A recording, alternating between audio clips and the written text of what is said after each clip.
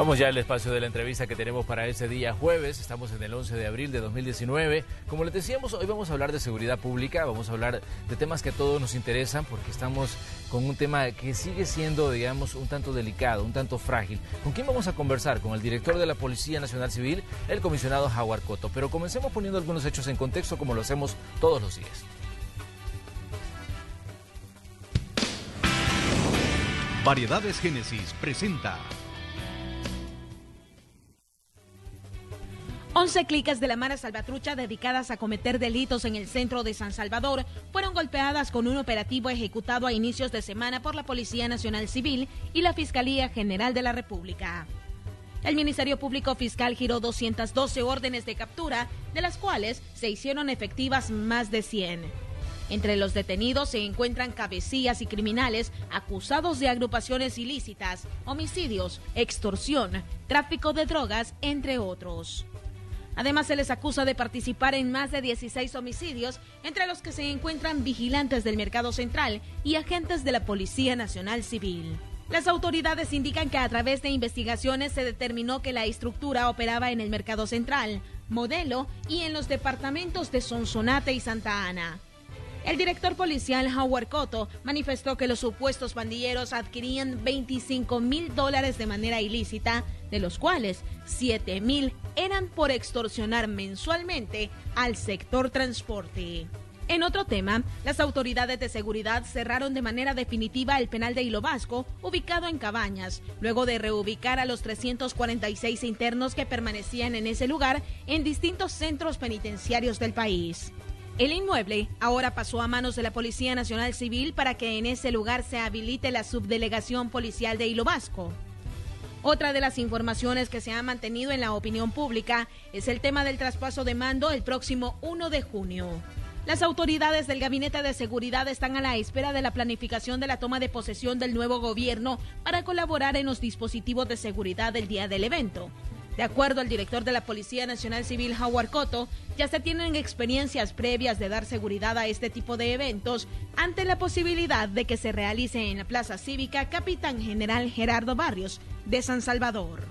Hoy, en la entrevista de Hechos AM, conversaremos sobre estos y otros temas con el director de la Policía Nacional Civil, Howard Cotto. Comenzamos. Así es, esta mañana de día jueves le damos los buenos días al comisionado Howard Cotto, director general de la Policía Nacional Civil. Comisionado, un gusto como siempre que nos acompañe aquí en el espacio de la entrevista. Muy buenos días, Manuel. Es un gusto estar aquí de nuevo. Ya van varias veces este año. Así es. Y es un buen día porque hoy se cumplen 100 días este año. Y hay algunos datos. Son 100 días de 2019. 100 días, sí. Y los datos, sobre todo de homicidios, es importante analizarlos. ¿Sí? Bueno, director, aprovechando que se cumplen estos 100 días de ese año 2019, ¿cuál es el balance que hacen ustedes como Policía Nacional Civil de este trabajo que obviamente no es fácil porque estamos hablando de un problema que se mantiene y que mantiene a la expectativa pues a todos los ciudadanos y sabemos que es de un tema del que se habla mucho y en el que se pone, digamos, en la mira el trabajo que ustedes desarrollan como autoridades? Bueno, en general el balance yo creo que es bastante positivo. Lo que sucede, creo yo, es que el tema de seguridad sigue siendo y seguirá siendo, me imagino, un tema de mucho interés ciudadano, ¿no? El tema de la seguridad pública al final secta todas las actividades del país y por eso el interés. Y siempre habrán aspectos pendientes que hay que atender, que hay que mejorar.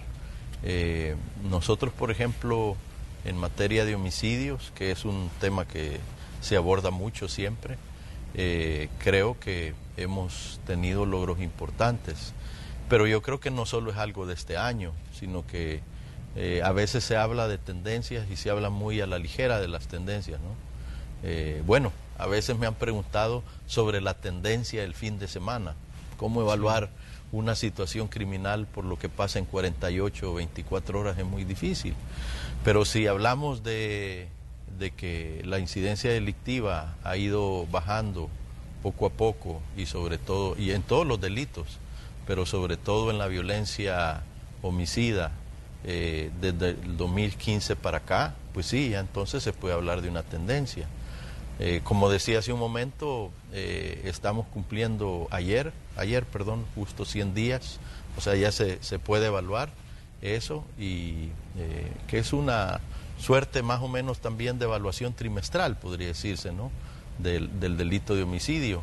Y fíjate que de acuerdo a los datos que tengo acá, el año pasado, hasta el día de ayer, es decir, en los primeros 100 días del año, teníamos un total de 1.060 homicidios, ¿verdad? En estos primeros 100 días del año 2018. Ahora en el 2019 lo que tenemos son 792. Es decir, que tenemos 268 casos menos de homicidio, y porcentualmente con relación al año pasado esto significa una disminución justamente del 25%. Pero esto no solo ha sido de este año, ¿verdad? No lo podemos marcar solo como tendencia del año.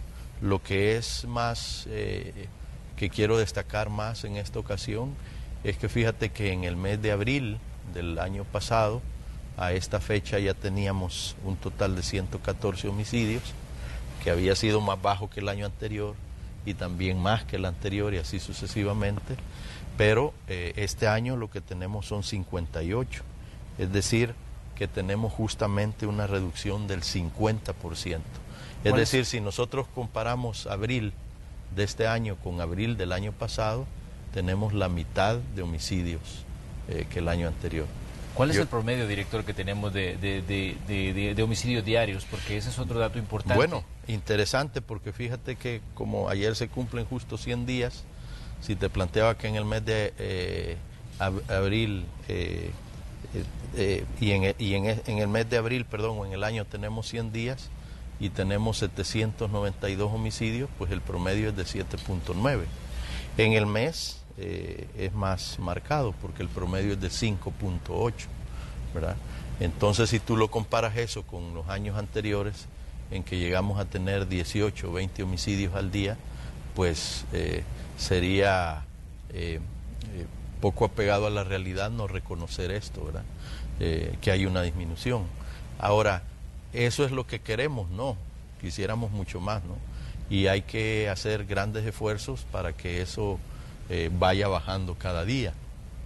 Pero no se puede dejar de mencionar este factor que yo creo que es bastante importante.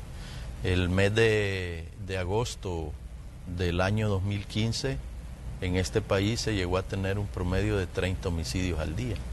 Y en este momento estamos hablando de que en este mes de abril tenemos 5.8, ¿no? Entonces yo creo que es importante reconocerlo.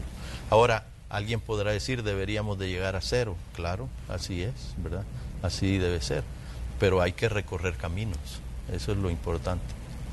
Director, hay situaciones que han ocurrido en esta última semana, por ejemplo, los homicidios en Mexicanos, en la colonia Sacamil, se ha asesinado a 3 personas, 2 jovencitos que se dice se extraviaron y que por un error terminaron en una zona controlada por pandillas y fueron asesinados, 2 estudiantes del ITCA. Ayer se hablaba también de otra persona que llegaba de trabajar y fue asesinada también en ese municipio. Hoy amanecemos también con otro asesinato en Soyapango. ¿Cómo se explica, digamos, este tipo de situaciones? ¿Siempre es el accionar de las pandillas el que está generando el mayor número de crímenes en El Salvador? Sí, claro que sí. Las pandillas son primordialmente las que cometen este tipo de delitos. Claro, hay que decir que no la totalidad de los hechos delictivos son cometidos por pandillas y tampoco la totalidad de los homicidios, pero sí las pandillas obviamente realizan la más grande cantidad o el porcentaje más alto de homicidios en el país.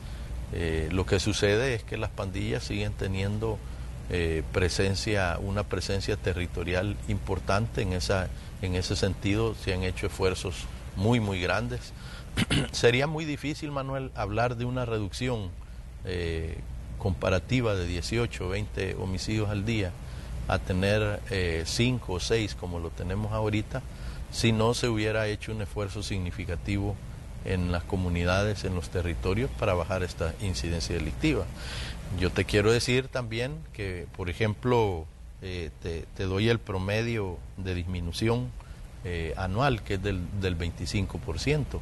Pero si tú esto lo llevas a datos municipales o departamentales, pues nos encontramos con departamentos, ya no digamos con municipios, donde la reducción de la incidencia delictiva y de los homicidios ha sido mucho más grande que el promedio general, ¿no? Donde tenemos 30, 40, hasta el 50% de disminución o más, ¿verdad?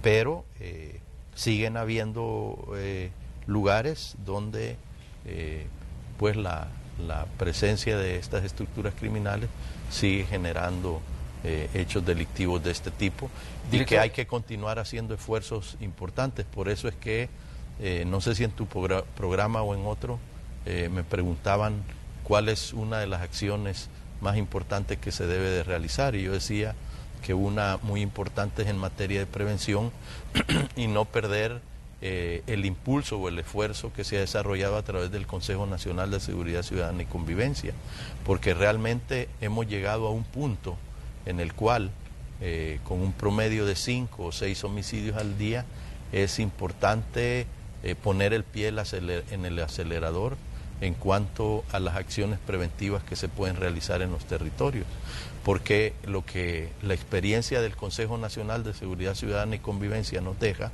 Manuel, es que el acompañamiento en materia de prevención a la Policía Nacional Civil con las otras fuerzas vivas y sobre todo los gobiernos municipales sí da realmente un resultado.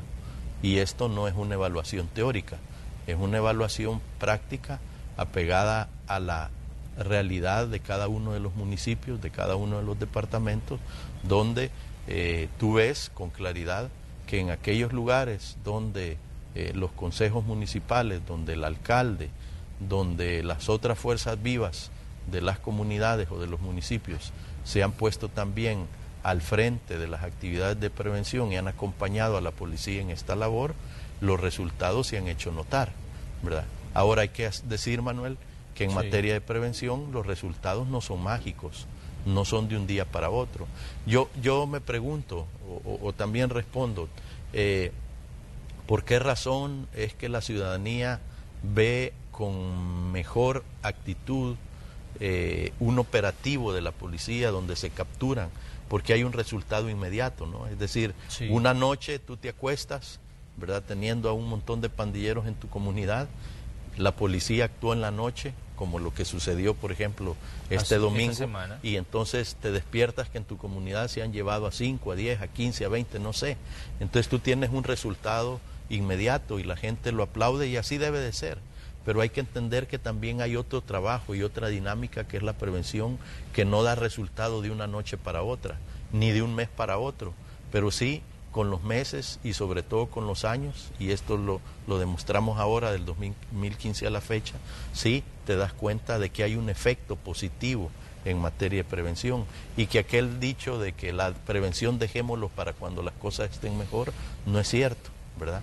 Es decir, si hemos tenido un promedio de casi 20 homicidios al día y hoy tenemos 5, pues entonces hay más razones, ¿verdad?, para apostarle al trabajo preventivo, para acompañar a la policía en esta labor de que genera una visión diferente en los niños y los jóvenes de del atractivo que les puede significar las pandillas. Director, una situación que se dijo durante mucho tiempo y se ha mencionado durante mucho tiempo también es la insistencia de las pandillas en generar algún tipo de impacto en las autoridades, y que por eso fluctuaba en determinado momento el número de homicidios, sí, que cuando se buscaba algún tipo o se tenía algún tipo de interés en específico, se incrementaba el número de crímenes. ¿Cómo ven ustedes hoy esta situación, viendo hacia atrás, digamos, la situación que hemos vivido en El Salvador, en la que mucha gente ha muerto y vemos que hay días en los que definitivamente, digamos, se cometen crímenes inexplicables, como la situación de estos jovencitos del ITCA que llegaron a mexicanos y que terminaron muertos? ¿Consideran ustedes que todavía las pandillas están buscando, digamos, incidir en las autoridades, sobre todo porque estamos en un proceso de transición? Finaliza la administración Sánchez Serén y entra la administración de Nayib Bukele. Ustedes están preparándose para entregar digamos, el control de seguridad pública. ¿Consideran ustedes que las pandillas están buscando eso, incidir en las autoridades que puedan tomar posesión a partir del 1 de junio? Las pandillas lo han buscado y quiero decirlo con claridad, van a seguir buscándolo. Te pongo ejemplos claros. casi, bueno, en nuestro país tenemos elecciones casi todos los años, ¿verdad? Sí. O a veces un año sí, un año no. Los 2 años anteriores, por ejemplo, hemos tenido elecciones, pero tú ves siempre que previo a los procesos electorales hay un incremento de la incidencia delictiva. Este año lo tuvimos, el año pasado lo tuvimos también, ¿verdad? Yo creo que el punto no tanto es si las estructuras criminales tienen el interés de incidir en las decisiones políticas de un país a través de generar o generando acciones delictivas. El punto es si el Estado, el gobierno, la sociedad está dispuesta a aceptar ese tipo de presiones, ¿verdad? Y eso siempre ha sido motivo a la hora de que estas situaciones suceden de análisis. Yo creo particularmente, y esa es una evaluación mía muy particular, es que la tregua con las pandillas reforzó en estas estructuras criminales la posibilidad a través de sus acciones delictivas de incidir en las decisiones políticas y las alternativas de solución al problema de la violencia y de la delincuencia en El Salvador. Y eso quedó marcado en estas estructuras, ¿verdad? Y entonces, qué bueno que ese proceso de tregua no continuó y que haya, al fin se logró una situación en la cual hubo una confrontación directa con la acción criminal y no se dio ningún espacio, y eso es lo que ha sucedido, y lo digo con toda certeza y seguridad, por parte del gobierno del presidente Salvador Sánchez Serén, ninguna posibilidad, ninguna apertura a un diálogo o una negociación con estas estructuras criminales. Y ciertamente lo que pasó, Manuel, sí, y hoy en alguna medida se nos señala o se nos critica, ¿verdad? Porque siempre hay otro punto de vista. Se nos dijo sí, pero se incrementaron entonces los intercambios de disparos. Muchos miembros de estas estructuras criminales murieron en agresiones ilegítimas a la policía. Y yo he dicho sí, ciertamente, eso es lo que sucedió. Los números ahí están, es decir, los números no engañan. Y del 2015, principalmente el 2016 y luego ya un poco en bajada el 2017, pero sí, tuvimos realmente un incremento de estos hechos. Fue a razón de disposiciones nuestras, policiales, ahí sí, de carácter táctico y de trabajo de inteligencia, donde empezamos a poner interés en buscar las zonas donde ellos se operaban, la forma en que se movían, el tipo de armamento que usaban, y eso desencadenó una serie de hechos en los cuales miembros de estas estructuras morían constantemente. Hoy eso ha bajado significativamente, pero morían constantemente en esto. Esto es producto también, o revela más bien, que en realidad ya esa política de negociar o de tener una tregua, un entendimiento con estas estructuras criminales no iba más en este país. Yo creo que... hace unos días donde usted decía negociaciones ni sobre la mesa ni bajo la mesa con estructuras criminales. Sí, así es. Y yo lo decía porque debajo de la mesa pues es una acción que el Estado, el gobierno no puede realizar. Es decir, no se puede pretender solventar el problema de la seguridad pública con negociaciones debajo de la mesa. Pero también ponía el ejemplo de encima de la mesa porque a mí se me preguntaba, bueno, pero y entonces... usted lo que está diciendo es que se cierra a los procesos de rehabilitación. Y yo decía, no confundamos negociación con rehabilitación. En primer lugar, yo sobre la rehabilitación no me pronuncio mucho, porque no es una función que le corresponda a la policía. La policía trabaja en el área investigativa, ¿verdad? Es decir, de represión de la acción criminal, y en el área preventiva, evitar que la gente se involucre en el delito. Pero ya la parte de rehabilitación no le corresponde a la policía. En gran medida trabajan, además de otros actores sociales, la Dirección General de Centros Penales, etcétera. Esa no es una función que nos corresponde. Pero en última instancia, lo que yo decía, y debo dejar claro, es que no podemos hacer ese juego de palabras en el decir sí, pero es que cuando un pandillero está en un centro penal o ya ha salido de un centro penal porque cumplió la pena y se involucra, entonces eso es como una especie de negociación. No, esa no es una especie de negociación, ¿verdad? La negociación implica, es decir, yo no te hago nada en ciertos ámbitos de la aplicación de la ley, y tú, a cambio, dejas de cometer ciertos tipos de delitos, ¿verdad? Por ejemplo, cuando se dio la tregua, nunca se habló de que las pandillas iban a dejar de extorsionar, y ellas continuaban acumulando recursos, bienes y logística, porque en el fondo lo que pasa, Manuel, es esto, y eso está en la esencia y en el centro de este problema, es que las organizaciones criminales siempre van a estar dispuestas y van a presionar para negociar con los estados, con los gobiernos, siempre, ¿verdad? Y aquí en El Salvador y en cualquier lado, las estructuras de crimen organizado siempre pretenden acciones de ese tipo. Pero lo que sucede en el fondo es que estas organizaciones criminales saben que eso, si se logra, va a tener un principio, un día inicial y un día final. Y ese ínterin a estas estructuras solo les sirve para fortalecerse, porque ellos saben y están claros que un día esa negociación, esa tregua, ese acuerdo, como le quieras llamar, se va a romper, y ellos van a continuar en una posición cualitativa mucho más elevado en cuanto a su posibilidad de cometer crímenes, mucho mayor, ¿verdad? Entonces ese es el problema, es el famoso concepto italiano de la pax criminosa, es decir, no nos hacemos nada, pero mientras tanto yo me estoy fortaleciendo porque va a llegar un día en que esto va a terminar.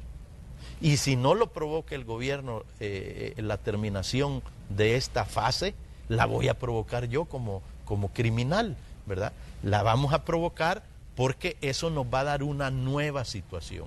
Es decir, la organización criminal no va a ser nunca la misma antes de un proceso de negociación o tregua que posterior a ese proceso de negociación. Y es indebatible, eso no tiene cuestionamiento. Ese proceso de negociación o de tregua siempre va a tener un día final, porque lo van a encontrar esas organizaciones criminales y van a estar en posición de exigir o posición de torcerle el brazo a los estados, a las sociedades, al gobierno, a efectos de continuar su actividad criminal. ¿Por qué? Porque mira, Manuel, en el fondo, y yo creo que nosotros a veces hacemos una relación con el proceso de los acuerdos de paz, es una situación absolutamente diferente, porque estas organizaciones criminales no tienen ninguna opción ni interés de tipo político, lo que tienen es un interés de tipo financiero. Es decir, pretenden única y exclusivamente el enriquecimiento ilícito, obtener ganancias de la actividad criminal. Lo demás no les interesa en lo más mínimo. Director, antes de irnos a la pausa, me gustaría que usted me dijera si le hace usted la advertencia a quien pueda retomar el control de la Policía Nacional Civil más allá del 1 de junio respecto a esas situaciones que ocurren y las presiones que pueden ejercer en determinado momento estas estructuras criminales para buscar algún tipo de acuerdo o algún tipo de negociación, como usted lo señalaba, y que eso es importante tenerlo claro respecto a las implicaciones que esto puede tener para un país. No, fíjate que yo no estoy como en posición o en la lógica de generar una advertencia. Yo creo que el país siempre debe de mirar un poco atrás y hacer una evaluación de lo que ha pasado. Y por ejemplo, la evaluación que se hace, yo no estoy hablando únicamente de la policía, estoy hablando de la sociedad en general, es el hecho de que ese proceso de tregua o negociación no debió haberse dado porque tuvo unas implicaciones malísimas para nuestro país. Es decir, Manuel, si yo tengo que decir una frase como lapidaria en este sentido, te diría, la pandilla en general, la estructura criminal de las pandillas nunca fue lo mismo antes de la tregua que después de la tregua. Posteriormente a la tregua, estas organizaciones se habían fortalecido, tenían una capacidad logística que, por cierto, nosotros iniciamos un proceso para desmontar esa capacidad logística y financiera que habían creado, pero nunca fueron lo mismo antes de la tregua que después de la tregua. Tenían más fuerza, tenían más recursos, tenían más logística y ya habían ganado, si lo queremos decir desde el punto de vista cualitativo, una lección de que realizando acciones criminales podían entenderse con el gobierno. Y eso es negativo para el país. Entonces, si hemos tenido esa experiencia en nuestro país, tenemos que decir que hay que analizar muy bien estas situaciones para que no se vuelvan a dar. Pero no se trata de una advertencia ni mucho menos, sino simplemente recapitular lo que estas estructuras fueron antes y después de procesos de ese tipo. Pero ¿dónde queda entonces la responsabilidad de quien controlaba el Ejecutivo en ese momento, que era el expresidente Mauricio Funes, que hasta cierto punto él hablaba, decía que solo somos facilitadores, decía, pero hacía suyo la reducción de los homicidios? Hablamos también de David Munguía Payés, que en determinado momento fue ministro de Seguridad Pública y que él incluso asistía a los actos donde se firmaban el tema de los municipios libres de violencia. Hasta cierto punto hay una responsabilidad institucional en el tema de la tregua de 2012, en la que definitivamente se abrieron los espacios para, digamos, para que estos grupos se pudieran fortalecer, pero en determinado momento se vendía como algo bueno que le estaba pasando al país. Bueno, la realidad es que la Policía Nacional Civil, y yo estoy aquí representando precisamente a la PNC, no es juzgar al expresidente o un ministro o lo que sea sobre si eso, cómo se hizo, en qué términos se dio, etcétera. Esa no es la función de la policía. Nuestra función es la lucha contra el crimen y la prevención del delito. Y en el marco de eso, la advertencia, o advertimos más bien nosotros en ese momento, que los resultados no fueron los esperados. Es decir, que hubo un momento en que, tal como tú lo dices, hay una reducción de los homicidios porque hay un acuerdo, pero que posteriormente, cuando eso se rompe, porque vuelvo a repetir, siempre eso se va a romper, ¿verdad? Hay una posición o un nivel cualitativo en la acción criminal muy por encima de la que se tenía antes. Muy bien, vamos a hacer una pequeña pausa comercial y regresamos con más de la conversación que sostenemos esta mañana con el director general de la Policía Nacional Civil, el comisionado Jaguar Cotto. Hay otros temas también sobre lo que queremos la opinión del director, así es que le invitamos a usted a que siga con nosotros. Ya regresamos.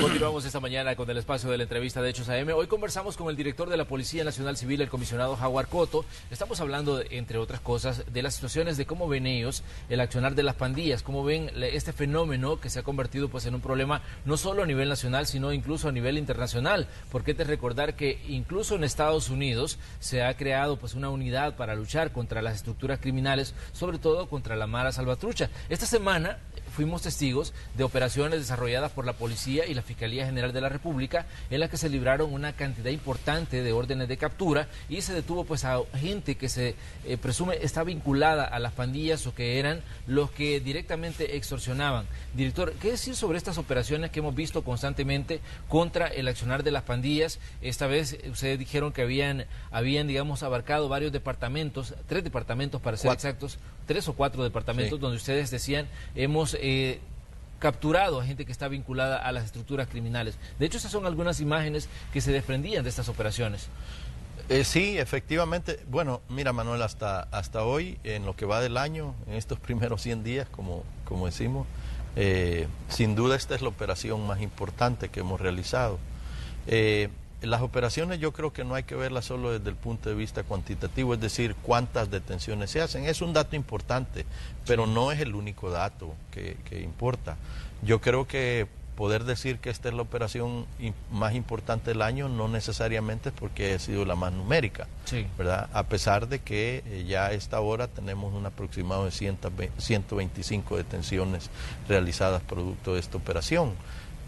Pero también quiero decir, en honor a la verdad, que la Policía Nacional Civil y la Fiscalía hemos desarrollado operativos importantes durante este año, donde hemos capturado aproximadamente a la misma cantidad de personas.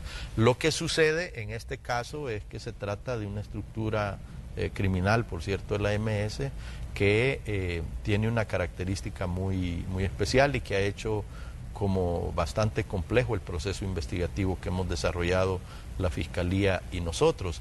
Y es el hecho de que, si tú te fijas, hemos operado en 4 departamentos, son 10 municipios donde se ha desarrollado esta operación, pero todo tiene como base central o base, el epicentro, el centro de San Salvador. Sobre todo el Mercado Central, Plaza Ula Ula, toda la actividad comercial que hay ahí, ¿verdad? Porque, ¿qué pasa con estas estructuras criminales, Manuel? Que tienen una característica muy diferente al resto del país. Es que ellos operan ahí, pero no viven ahí, ¿verdad? Es decir, no tienen un afincamiento territorial tan fuerte como en otros lugares. Cuando tú vas a ver todas estas personas, ninguna vive ahí, donde operan, ¿verdad? Todos viven precisamente en los lugares a donde fuimos, en La Libertad, en Sonsonate, San Salvador y otros. Incluso cuando digo San Salvador no me estoy refiriendo a la ciudad o al municipio de San Salvador, me estoy refiriendo a Popa, me estoy refiriendo a Panchimalco, Soyapango, etcétera. Es decir, ellos no viven ahí, pero sí realizan una actividad criminal donde entran y salen todos los días, ¿verdad? Y manejan a través de la extorsión una red cuyas finanzas son bastante fuertes, ¿no?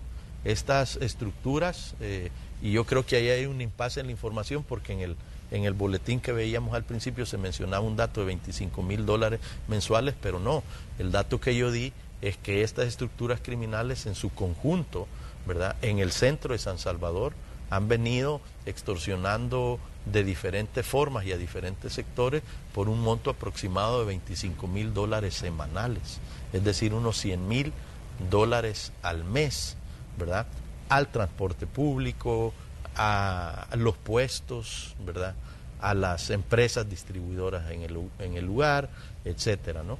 Entonces esta operación es importante por ello. Si tú te fijas, por ejemplo, una de las características de esto es que dentro de los más de 100 personas que fueron detenidas, casi ninguna, además de que hay muchas mujeres, pero independientemente de eso, muchos no están tatuados ni tienen una clara identificación con las pandillas, ¿verdad? Por esa misma característica de que su vínculo territorial es de una forma diferente a lo que tradicionalmente las pandillas realizan. Entonces, por eso es que desde el punto de vista cualitativo esta operación es importante. Además, te quiero decir que no sé si los medios de comunicación le dieron relevancia, pero dentro de los crímenes que se esclarecieron, esta estructura criminal en particular no fue la única, pero tuvo una participación muy activa en aquella jornada criminal de enero, donde 9 de nuestros compañeros perdieron la vida a nivel nacional, ¿verdad? Ellos son una de las estructuras que más activamente participó en este tipo de hechos. Tú también recuerdas, por ejemplo, lo de las muertes que se han dado con vigilantes de la zona, ¿verdad? Donde en una jornada hace 2 o 3 años incluso hubieron 3, 4 muertos de un solo, algunos de ellos vigilantes, 5 creo que fueron, perdón. Bueno, la semana antepasada hubo otro que se dedicaba a la vigilancia y que fue asesinado. Un vigilante y otro que probablemente tuviera vínculos con estas estructuras criminales y ambos murieron, etcétera. Es decir, están vinculados a estos hechos, y obviamente la parte financiera de estas estructuras criminales ha venido siendo muy fuerte. Si tú recuerdas, en los últimos 2 años aproximadamente, tanto la PNC como la Fiscalía hemos apostado mucho a realizar acciones que impacten no solo desde el punto de vista de detener por un homicidio, etcétera, sino también por su vinculación al lavado de dinero, al enriquecimiento ilícito, etcétera. Y yo quiero en esta oportunidad felicitar sobre todo el esfuerzo para lograrlo de la Fiscalía General de la República y a todos nuestros compañeros y compañeras investigadores e investigadoras que durante todo este tiempo han estado trabajando para consolidar esta operación. ¿Qué tan fluida es la comunicación entre la policía y la fiscalía? Porque incluso en las imágenes de las operaciones que se desarrollaron esta semana, veíamos al fiscal, al doctor Raúl Melara, ahí también junto a usted trabajando en el operativo. Muy buena, y qué bueno que me lo preguntas, porque realmente mi relación con el fiscal general y la relación entre las dos instituciones está en un punto buenísimo. Hemos trabajado en conjunto. En esta operación incluso estamos juntos, no ha sido la única en que hemos participado en conjunto, ha habido una disposición total de fiscales e investigadores para hacer un trabajo coordinado, y yo creería, si lo debo decir en forma de resumen, que hasta hoy, de toda mi experiencia en la Policía Nacional Civil, ha sido o está siendo el mejor momento de coordinación y de trabajo en conjunto con la Fiscalía. Reconocemos el importante papel que juega en esto la policía y también la Fiscalía, y también nuestros investigadores, y agradezco mucho al fiscal general todo el apoyo que nos brinda. Director, en determinado momento la lucha contra las pandillas lleva a investigaciones incluso hacia la policía. Se señaló, digamos, a elementos de la policía del cometimiento de crímenes de forma extrajudicial. Hay casos señalados por el IDUCA, hay casos por otros organismos de derechos humanos. ¿Cómo responden ustedes, digamos, en estos primeros 100 días del mes de 2019 y que estamos ya, digamos, avanzando en el mes de abril, a este tipo de situaciones en las que en determinado momento se pone en tela de juicio el papel que la policía pueda jugar en determinado momento en una operación que se desarrolla en cualquier punto del territorio nacional?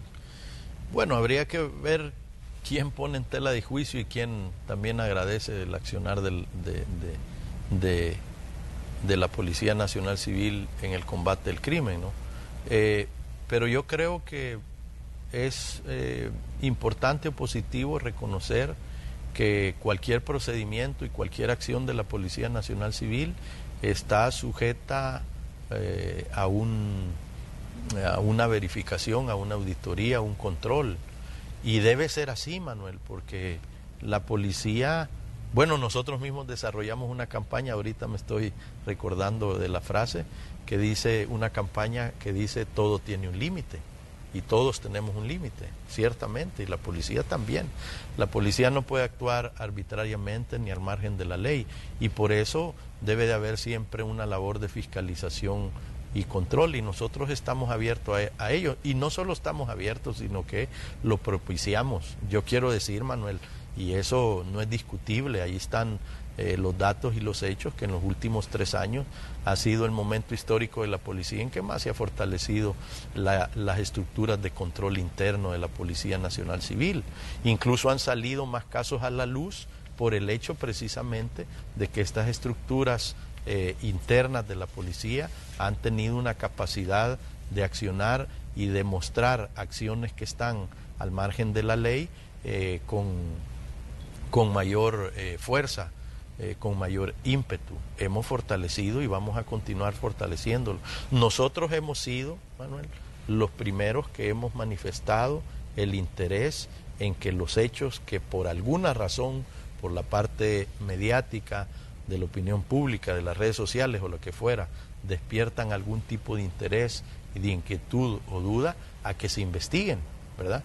Y hemos hecho un llamado tanto a la Fiscalía en su momento, yo lo recuerdo los años anteriores, ¿verdad?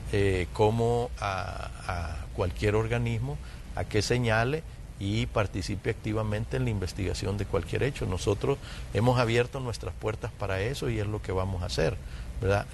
Al contrario, yo creo que nosotros estaríamos preocupados si esto no se hace, ¿verdad? Nosotros estamos sujetos a un control, a mecanismos internos y también mecanismos judiciales de control de nuestras actuaciones y pues estamos abiertos a ello. Eso es lo que nosotros podemos decir. Hay que tomar en cuenta que la incidencia criminal en nuestro país en los últimos años ha sido fuerte, ¿no? Y que han habido ciertamente situaciones en las cuales nuestras unidades han sido agredidas, en que han habido miembros de pandillas que han fallecido. Y siempre habrán opiniones de personas que dirán que o aplaudirán que esto suceda, habrán otras que critiquen que eso suceda también, y está bien, es válido, todo el mundo tiene derecho a opinar, pero el hecho de participar en una acción que pudiera estar al margen de la ley, vistiendo uniformes, actuando bajo directrices de la institución, pues desde mi punto de vista esto no ha sucedido, y si se quiere despejar la duda, pues hay que investigarlo, y nosotros estamos abiertos a que eso suceda. Director, también hemos escuchado declaraciones que daban desde el gobierno de Estados Unidos donde se decía que la violencia que vive el Triángulo Norte es muchas de las situaciones que obligan a migrar a mucha gente. De hecho, bueno, tuvimos esta semana la visita del gobernador del estado de California, donde él decía que venía a verificar, digamos, muchas de las denuncias sobre las situaciones que se viven en esta parte del mundo respecto a las situaciones que llevan a mucha gente a migrar. ¿Qué dicen ustedes cuando señalan de que El Salvador es uno de los países donde la violencia, digamos, está obligando a irse a mucha gente del territorio nacional? ¿Qué responder ante este cuestionamiento que viene, no se hace a nivel local, sino que viene a nivel internacional?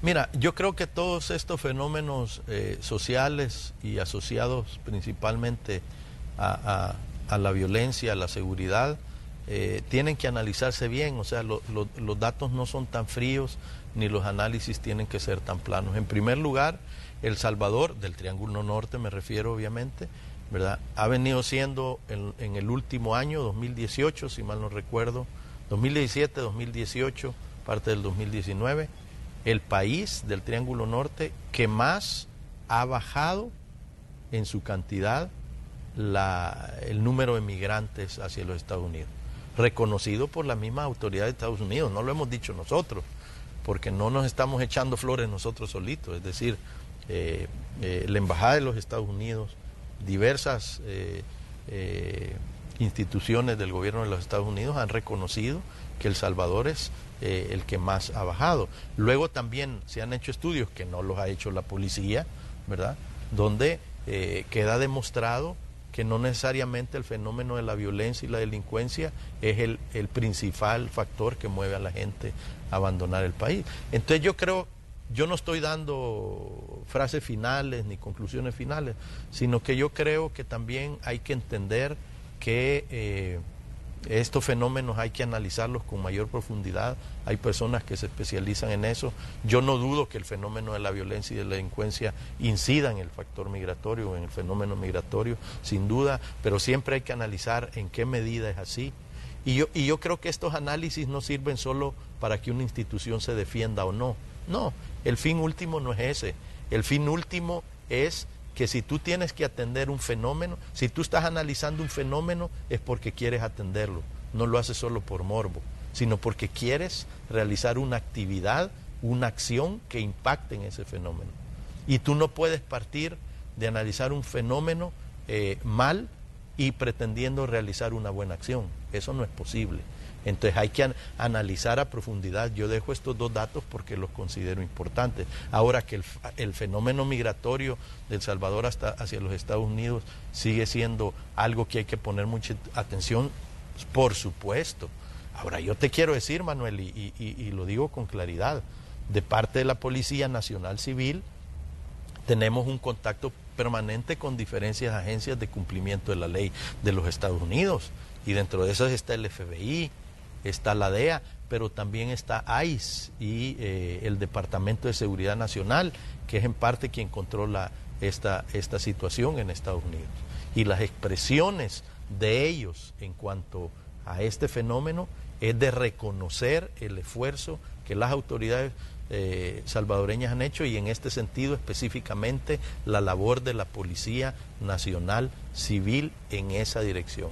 Esa es una frase, es un planteamiento constante de estas instancias de cumplimiento de la ley de los Estados Unidos. Y siempre hemos estado en la disponibilidad de trabajar en conjunto con ellos para atender de forma proactiva, de forma positiva, este fenómeno de las migraciones. En lo que corresponde a la policía, claro, en esta situación o en este fenómeno social no solo interviene la policía, obviamente, pero en lo que a nosotros nos corresponde hemos tenido una actitud muy proactiva y de muchos resultados. Habrá que hacer mucho más, claro que sí. Muy bien, director. Estamos a las puertas de un periodo vacacional. Sabemos que para muchos elementos de la Policía Nacional Civil esto no es un periodo de descanso, al contrario, es un periodo donde se incrementa el trabajo porque muchas unidades entran en una fase de emergencia porque la cantidad de gente que se está movilizando, producto, digamos, de todas las actividades, tanto religiosas como de recreación, que se desarrollan. Tal vez si nos habla un poco de este plan que ustedes van a desarrollar, van a, digamos, a a poner en emergencia cuántos elementos de la policía, cuántos van a estar en disponibilidad para atender, digamos, la situación de emergencia o la situación vacacional en El Salvador?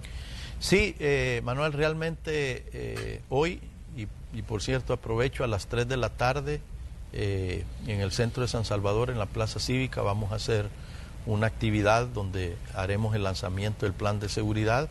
22.500 policías vamos a estar trabajando en esta semana a partir del día sábado hasta el siguiente lunes.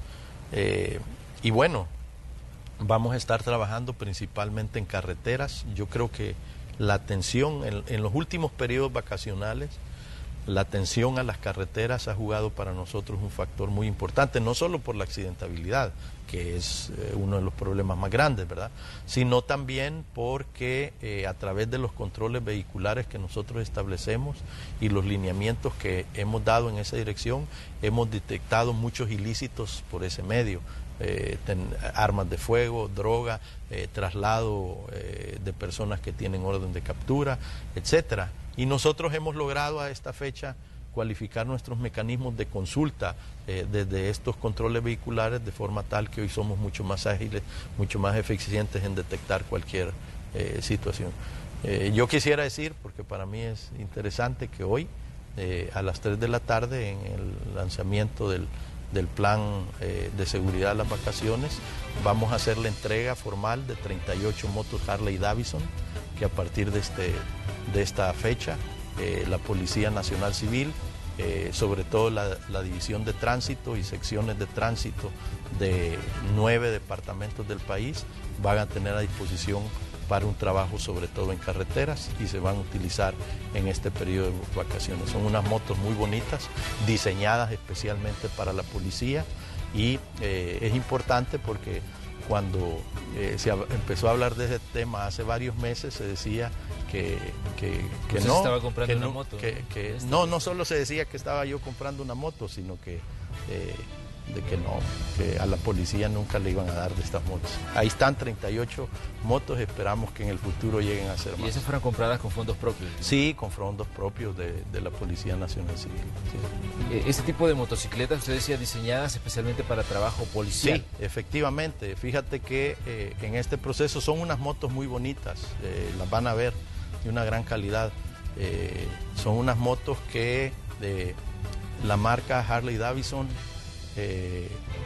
tiene un diseño especial para motos policiales. Es decir, ellos tienen un sinnúmero de modelos de motos como cualquier marca, pero especialmente diseñan una moto para la policía. Hay otros países. Yo quisiera decir que somos el primer país de la región, pero lamentablemente no. Nos ganó Costa Rica, que tiene un lote bastante fuerte de este mismo tipo de motos, ¿verdad? Pero vendríamos a ser probablemente el segundo país en Centroamérica que tenemos estas motos muy bonitas. Hoy las van a ver a las 3. 38 motocicletas, decía 38. Es una primera compra. Durante mi gestión como director hasta ahí podemos llegar, pero esperamos que posteriormente en este año, el siguiente, cuando sea posible, puedan adquirirse más para fortalecer, porque las motocicletas son un instrumento muy importante para la Policía Nacional Civil y sobre todo en el control de carreteras. Director, también a eso podemos sumar que los elementos de la Policía Nacional Civil van a estar trabajando en este periodo de vacaciones, pero también garantizar la seguridad. La seguridad depende de usted que nos está sintonizando, tanto a la hora de dejar su casa como a la hora de salir a hacer, a recrearse junto a la familia. Usted debe de cumplir, todas las normas de cumplimiento y todas las normas de comportamiento que se esperan de un ciudadano, porque creo yo que eso es importante, porque la mayoría de gente dice, esperamos que haya seguridad, pero también la seguridad depende de nosotros, y yo creo que ese es un elemento importante, porque no debemos dejar toda la responsabilidad solo a los elementos de la Policía Nacional Civil. También los ciudadanos tenemos que hacer nuestra parte a la hora de que salimos, sobre todo si sale con la familia, y a hacer turismo interno, o incluso si se va a salir del territorio nacional por carretera, ¿no? Claro, es que la mayor parte de la responsabilidad está en la ciudadanía, ¿no? Es decir, ¿por qué decides no cometer una infracción? Porque el policía te va a detener y te va a poner una multa que vas a tener que pagar, o porque es una acción que es necesaria para garantizar tu seguridad y los demás. ¿Por qué no conducir en estado de ebriedad? Porque la policía te va a detener y te va a llevar detenido 72 horas, te van a hacer una audiencia, o porque puedes ocasionar un accidente donde puedes matar a una persona que no tiene nada que ver ni ninguna responsabilidad en ello. Entonces, esa es la lógica con la cual tenemos que abordar el fenómeno, este fenómeno, y sobre todo en los periodos vacacionales. Es decir, no es a la policía que hay que temerle, no es a las instituciones que hacemos cumplir la ley, no debe ser esa la razón fundamental por la cual un ciudadano decide hacer las cosas bien en la calle, sino que es porque lo que yo haga irresponsablemente puede causar un daño irreparable, ¿verdad? No es una esquela, no es irse detenido unas horas o unos días, es el daño permanente que puedo causar a una familia, a una persona, a un niño, a una niña, ¿verdad? Muy bien, con esas palabras del director, definitivamente vamos a dar por cerrado este espacio de entrevista. Gracias, director, por estar aquí. Como siempre, usted es muy amable a atendernos aquí en Hechos AM. Muchas gracias a ustedes y espero que la pasen bien. Bueno, vamos a ir nosotros a una pequeña pausa comercial, ya regresamos con más noticias en este día jueves. Les decíamos que hay mucha información que está surgiendo tanto a nivel local como a nivel internacional, así que continúe con nosotros. Variedades Génesis presentó